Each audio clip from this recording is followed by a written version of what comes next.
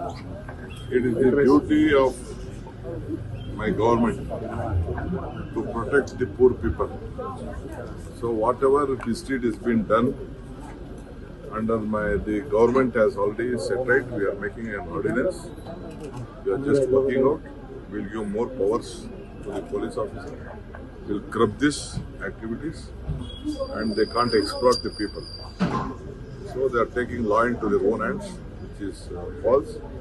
So we are taking action. Sir ಎಚ್ಚರಿಕೆ ಕೊಟ್ಟರು ನಿಲ್ತಾ ಇಲ್ಲ ಸರ್, ಕಿರುಕುಳ ಕೊಡೋದು. ನಮ್ಮ ಸರ್ಕಾರ ಯಾರು ಅನೇಕ FIR ಗಳಾಗಿದೆ. ಬೀದರ್, ಬೆಳಗಾಮು, ಮೈಸೂರು, ಬೆಂಗಳೂರು, ರಾಮನಗರ ಎಲ್ಲ ಕಡೆನೂ ಕೂಡ ಆಗಿದೆ.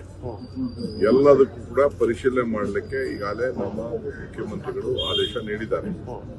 ಕೋಆಪರೇಷನ್ ಮಿನಿಸ್ಟರ್ ಕೂಡ ಅವ್ರಿಗೆ ಅವ್ರ ಇಲಾಖೆಗೆ ಸಂಬಂಧಪಟ್ಟಂತೆ ಏನಿದೆ ಅದಕ್ಕೂ ಕೂಡ ಮಾಡಿದೆ.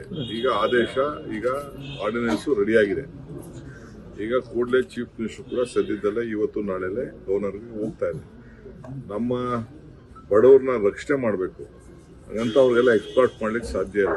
ಬಡ್ಡಿ ತರದಲ್ಲಿ ಈಗ ಮೀಟರ್ ಬಡ್ಡಿ, ಆ ಬಡ್ಡಿ, ಈ ಬಡ್ಡಿ ಮಾಡಿಕೊಂಡು ರೌಡಿಗಳನ್ನ ಬಿಟ್ಬಿಟ್ಟು ಎದರಿಸಿ ಮಾಡಿ ಇವೆಲ್ಲ ನಡೀತಾ ಇರೋದು ನಮ್ಮ ಗಮನಕ್ಕೆ ಬಂದಿದೆ.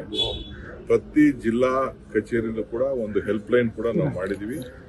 ನಾನು ಎಲ್ಲ ಕಾರ್ಯಕರ್ತರಿಗೆ, ಎಲ್ಲ ಪಾರ್ಟಿ ಕಾರ್ಯಕರ್ತರಿಗೆ ನಾನು ರಿಕ್ವೆಸ್ಟ್ ಮಾಡ್ಕೊಳ್ತೀನಿ, ಅಂಥದ್ದು ಎಲ್ಲೆಲ್ಲಿ ಹ್ಯಾರಾಸ್ಮೆಂಟ್ ಇದೆ ದಯವಿಟ್ಟು ನಮ್ಮ ಜಿಲ್ಲಾಧಿಕಾರಿಗಳ ಹೆಲ್ಪ್ಲೈನ್ಗೆ ತಿಳಿಸಿ. ನಮ್ಮ ಪೊಲೀಸ್ ಅಧಿಕಾರಿಗಳು ಮತ್ತು ನಮ್ಮ ಡೆಪ್ಟಿ ಕಮಿಷನರ್ಸು ಸದ್ಯದಲ್ಲೇ ಚೀಫ್ ಮಿನಿಸ್ಟರ್ದು ಸ್ವಲ್ಪ ರೆಸ್ಟ್ ಒಂದೆರಡು ದಿನ ಆದಮೇಲೆ SP DC ಒಂದು ಪ್ರತ್ಯೇಕವಾದಂಥ ಸಭೆನೂ ಕೂಡ ನಡೆಸಬೇಕು ಅನ್ನೋದು ಕೂಡ ನಾವೆಲ್ಲ ಚಿಂತನೆ ಮಾಡಿದ್ದೀವಿ. ಇದಕ್ಕೇನು ಬೇಕೋ ನಾವು ರಕ್ಷಣೆಯನ್ನು ನಾವು ಮಾಡ್ತೀವಿ. ಆರ್ಡಿನೆನ್ಸ್ ಆದಷ್ಟು ಜಲ್ದಿ ಹೋಗ್ತದೆ. ಕ್ಯಾಬಿನೆಟ್ ಅಲ್ಲಿ ಮೊನ್ನೆ ಎಲ್ಲ ತೀರ್ಮಾನ ಮಾಡಿದ್ವಿ. Union Finance Minister said that the Karnataka government have become bankrupt. Other side, you have demanded many things. By the Union Finance Minister should know how much lakh crore they have taken loan. We have not taken such loan. We are managing.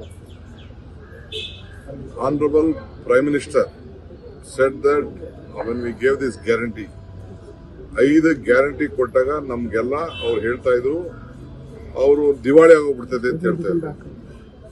ಆಗ್ಲೇ ಎಲ್ಲ election ಈಗ ಅವ್ರು ಗೆಲ್ಲಕ್ಕೆ ನಮ್ಮ ಹಾದಿ ಹಿಡ್ದವ್ರೆ.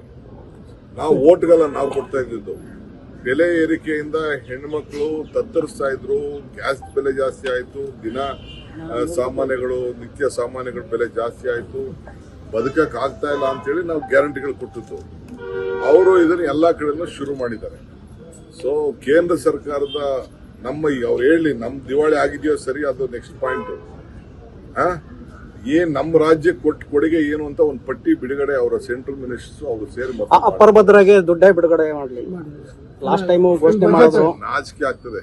ಮಾತು ಏನಾದ್ರು ಈ ನಾಲ್ಗೆಲ್ಲಿ ಮಾತು ಕೊಟ್ರೆ ಆ ಮಾತನ್ನ ಉಳಿಸ್ಕೊಳ್ಬೇಕು. ಫಸ್ಟ್ ನಾನು ಅವ್ರು ರಿಕ್ವೆಸ್ಟ್ ಮಾಡ್ತಿದ್ದೀನಿ, ಮಾತು ಉಳಿಸ್ಕೊಳ್ಳಿ. ಆಮೇಲೆ JDS ಶಾಸಕರು ಈಗ ತಮ್ಮನ್ನು ಸಂಪರ್ಕ ಮಾಡ್ತಾ ಇದ್ದಾರೆ ಅಂತ ಸರ್. ಯಾವ JDS ಶಾಸಕರು ಬಗ್ಗೆ ನಾನು ಮಾತಾಡಿಲ್ಲ.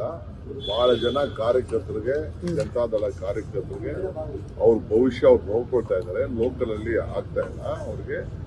ಯಾಕೆ ಎಷ್ಟು ದಿನ ಕಾಯ್ತಾರೆ ಕಾರ್ಯಕರ್ತರು? ಅವ್ರೆಲ್ಲರೂ ಒಂದು ದಾರಿ ಬೇಕಲ್ಲ, ಒಂದು ನ್ಯಾಷನಲ್ ಪಾರ್ಟಿ ಬೇಕಲ್ಲ ಅವ್ರಿಗೆ. ಸೊ ಬೇಕಾದ ಸೇರೋ ಕಾರ್ಯಕರ್ತರು ಕೇಳ್ತಾ ಇದ್ದಾರೆ, ನಾವು ಸೇರ್ಕೊಳ್ತೀವಿ ಅಂತ ನಾನು ಹೆಸರು ಹೇಳಕ್ ಹೋಗುದಿಲ್ಲ. ಪಾಪ ಕಾರ್ಯಕರ್ತರಿಗೆ ಜಾತ್ಯತೀತ ತತ್ವದ ಇರುವಂತ ಪಕ್ಷಕ್ಕೆ ಒಂದು ಇರಬೇಕು, ನ್ಯಾಷನಲ್ ಪಾರ್ಟಿ ಇರಬೇಕು ಅಂತ ಬಯಸೋಕೆ ಬನ್ನಿ ಒಟ್ಟಿಗೆ ಸೇರಿ ಕೆಲಸ ಮಾಡೋಣ ಅಂತ ಕರೆದಿದ್ದೀನಿ.